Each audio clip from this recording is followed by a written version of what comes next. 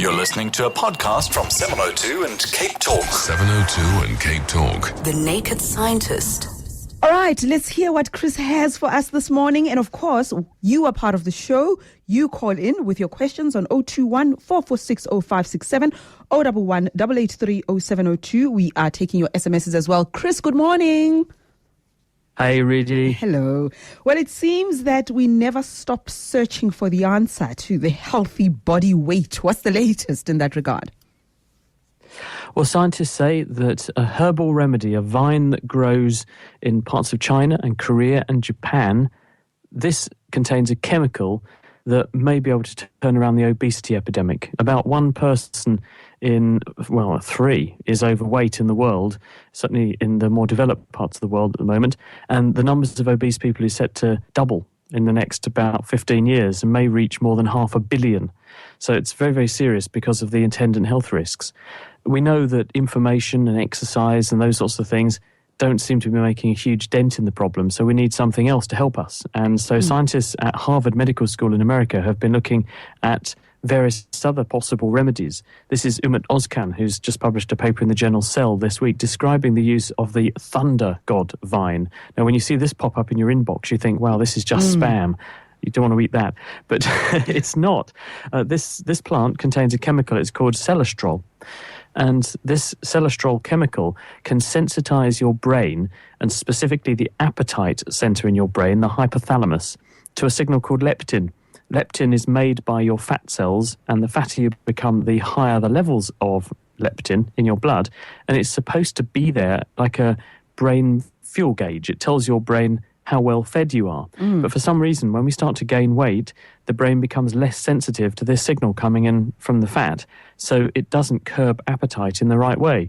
And what this group of researchers have found is that this celestrol chemical contained in the thunder god vine, when given to mice that are overweight because they've been eating too much, these mice lose, they cut their food intake by 79%. They lose about 40% of their body fat, and their weight drops by 25%, and that was all achieved within 3 weeks. And once they get to a normal weight, the weight loss stops, as you would expect based on what they think is going on with this agent. And they say in their paper, if celestrol works in humans the way it does in mouse models, then the outcome would be an effective therapeutic approach for the treatment of obesity. They didn't see any toxic effects in these mice when they kept taking this stuff for nearly a year, which is really encouraging. Okay.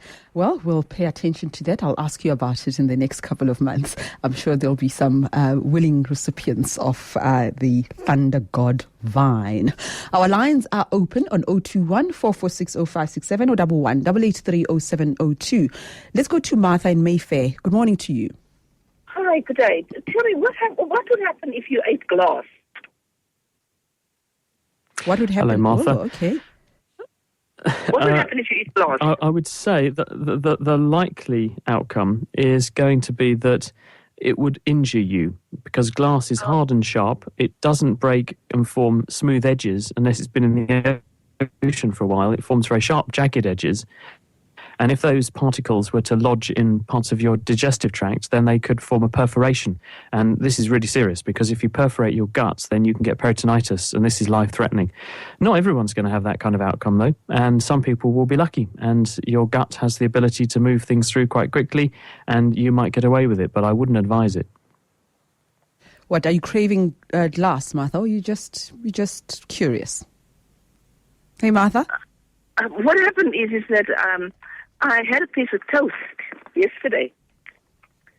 And when I was eating this toast, it was the first piece of bread for the day, I felt that there was something I was chewing that wasn't right.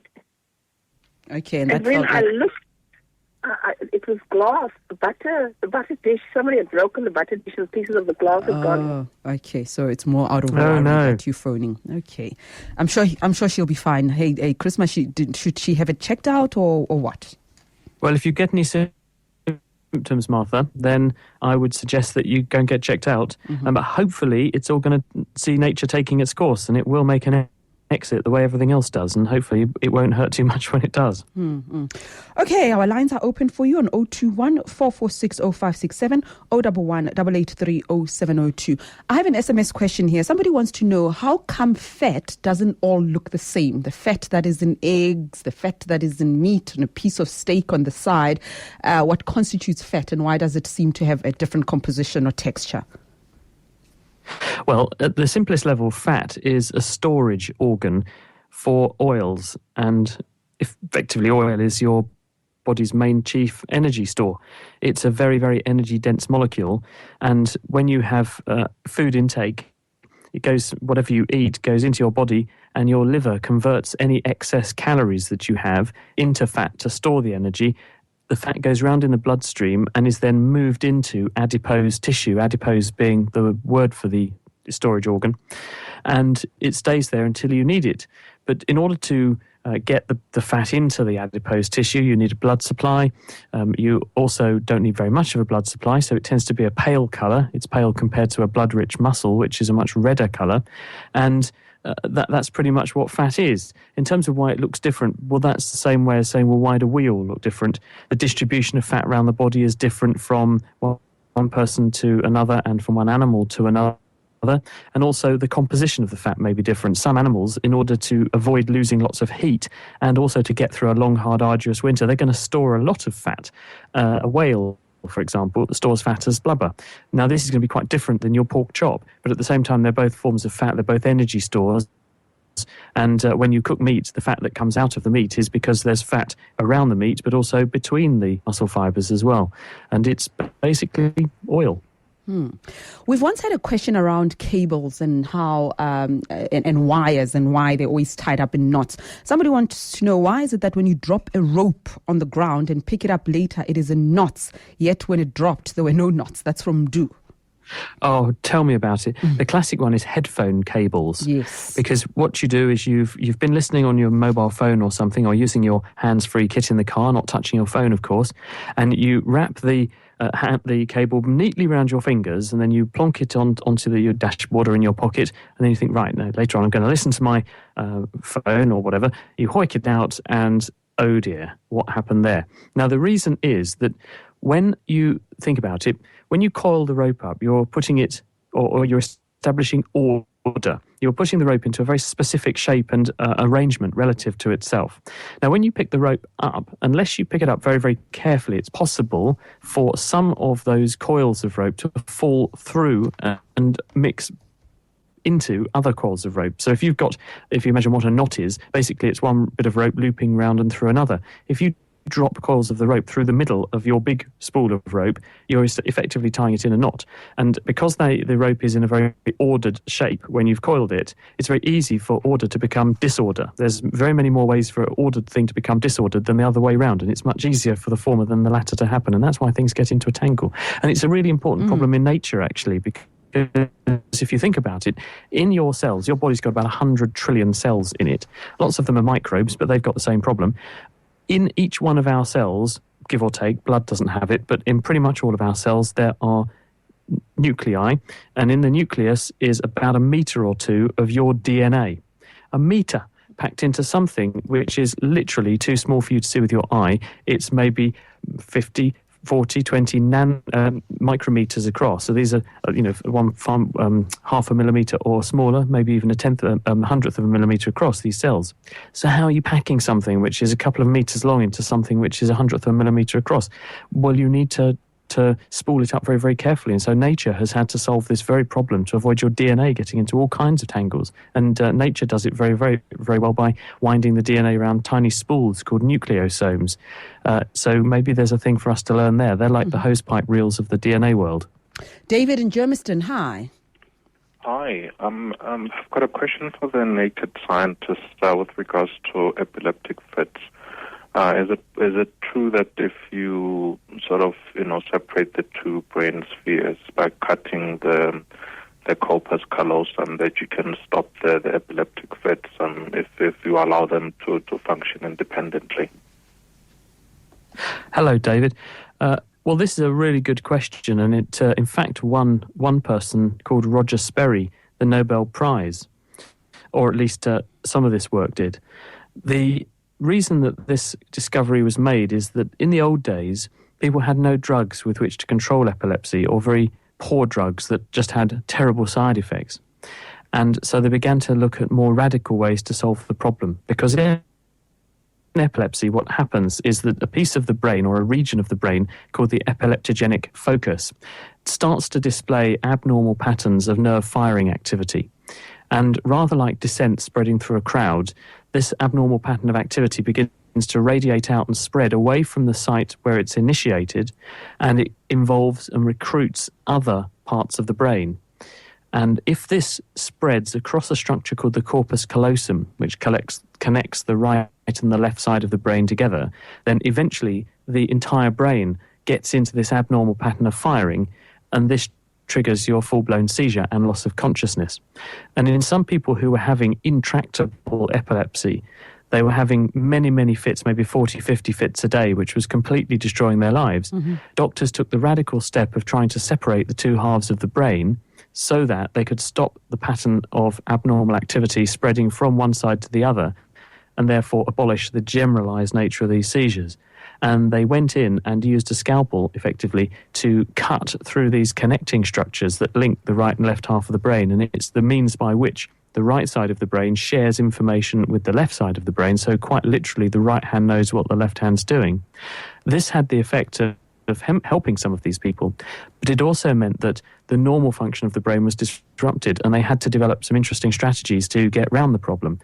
All right, thank you very much, David. But why it won Roger Sperry the Nobel Prize is that it offered a unique opportunity to explore what the right and left sides of the brain actually do. Sorry, Chris, we keep losing you. I think there's something wrong with our connection. We keep losing you, but it's not that bad. It's not that bad, so we'll just make the best of it. Is it Tohir in Maritzburg? Yes, good morning, Rudy. How are you? Fine. Your question? All right, then. Rudy, my question is, when a person loses weight, where does the excess fat go to? How does it get rid of it? Where does it release out of the body? Okay, we started the question around weight loss. So what actually happens? So, Chris, what happens well, your to the fat? body is no different to your car. It's burning a fuel, and it's throwing away waste products, just like your car does. Your car burns petrol or diesel. It mixes it with oxygen from the air, and you produce carbon dioxide and water, which goes out of the car exhaust pipe. Well, the same thing effectively happens in a human. You put food into your mouth, that's like fuel going into the fuel tank. It gets burned in the engine, which is your metabolism in all of your cells, and the waste goes out of your exhaust pipe. And it comes out in two different exhaust pipes, three actually, because the water comes out through urine, kidneys make that.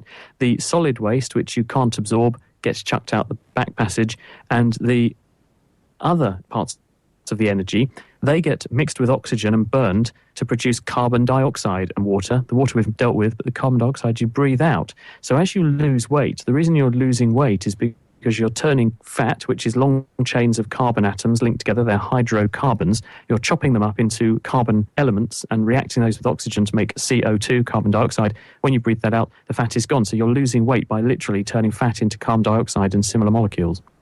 Okay, I hope you got that to hear. There was some breaking of the line there, but the crux of it we were able to follow. Did you get your answer to hear? Are you happy? Is there anything that you wanted to? Yeah. Okay, so urine, the backside, sweating, and all of that, and energy. Let's go to Bedine in Roodepoort. Hi, good morning. I've got a question concerning snoring. If the tonsils are removed, would that prevent snoring from happening? Hello. Well, first of all, what's snoring? Well, snoring is where the back part of your throat becomes a bit too floppy. And this can happen as we age anyway, but also if there is a lot of weight around the throat because there's fat around your throat, for example, or because your muscle reflexes that normally guard and protect your airway don't work very well, then the airway flops back and slightly, or in some cases almost totally, blocks your airway.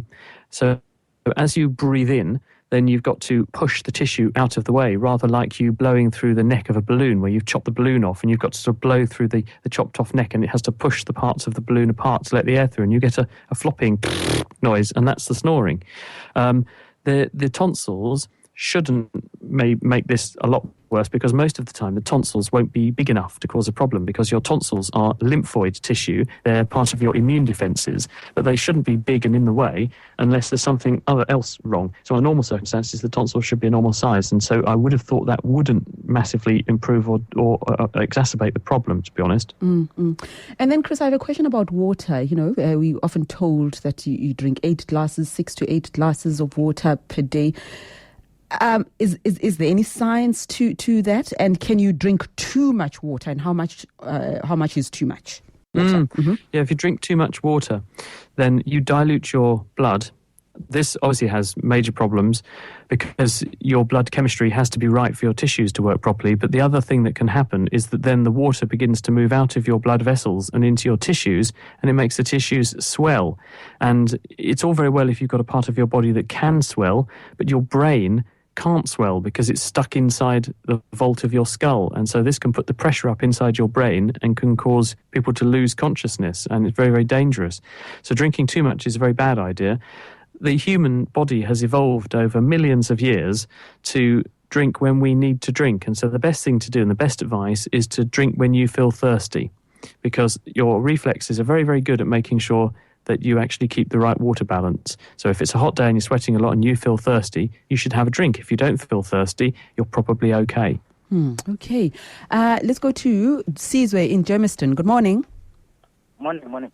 My question is that I want to find out, why do all the babies cry when they are born, even the most charismatic ones? Oh, the babies cry when they're born. Why don't they laugh? Come out of the womb laughing, eh? Well, it's probably a protective reflex, to be honest, because when a baby's first born, its lungs are completely collapsed and its airways are full of water. The bag of fluid it grew up in, basically. And when it comes out into the world, it gets squeezed very hard out through the birth canal. And then when it comes out, the cold air and the shock and often a bit of a slap on the back from the midwife, well, they don't do that so much these days, makes the baby gasp and take a deep breath. And the crying reflex means that it's got to exercise its lungs a lot. And also it tells its mum, hey, I'm here. You need to pay attention to me. And it sort of encourages a nurturing instinct in the mother, both in humans and animals as well. And so you're more likely to bond with, protect and nurture the baby and take care of it when it's most vulnerable, when it's first come out. If it cries and tells you, hey, come on, you've got to pay me some attention. Let's go to Alfred in Alex. Good morning to you. Morning, Ray. Just want to find out which tissues in the body determines where the most of the sweat is supposed to come out, especially when, as in my case, it comes out at the head part of it. Oh, so you sweat on your head. So you want to know what determines where the sweat is coming from. Most of the sweat. Well, sweat comes from sweat glands, and sweat glands are clusters of blood vessels, which are a bit like a coffee percolator. When the blood goes through the blood vessel walls are slightly leaky, and water and salts from the blood leak out into the gland and then track down a small conduit onto the skin surface. And the water then spreads out in a thin film over the surface of the skin. And as it evaporates, it takes with it so-called latent heat of evaporation, because the water molecules rob the skin of heat energy in order to break bonds between the water molecules to make it go from a liquid into a gas. And that takes away energy in the form of heat energy from your skin surface, and that's how it cools you down. So the distribution of sweat glands on the skin determines where you sweat. And different parts of the body have different distributions of sweat glands. The reason you tend to notice sweating from your head, particularly in men, and particularly in men as we get older, is that our hair tends to thin or recede a bit as we get older, and the hair is like a giant sponge for soaking up sweat. So as you get older and you have slightly less hair, then you may notice you apparently perspire on your head more, and this is because there's less places for the hair to be the sweat to be soaked up into. But we all know where the sweaty bits are. Your feet squirt something like half a litre of sweat into your socks every day, more if you're busy. Underarms sweat a lot. So places where basically you need to lose heat, places where you need to also announce your presence by producing animal smells, those areas tend to be sweatier. Well, Chris, thank you very much. We survived. We lost you here and there, but thank you so much for answering our questions. I'm sorry. No, it's okay. It wasn't a crisis You're welcome. at all. Okay.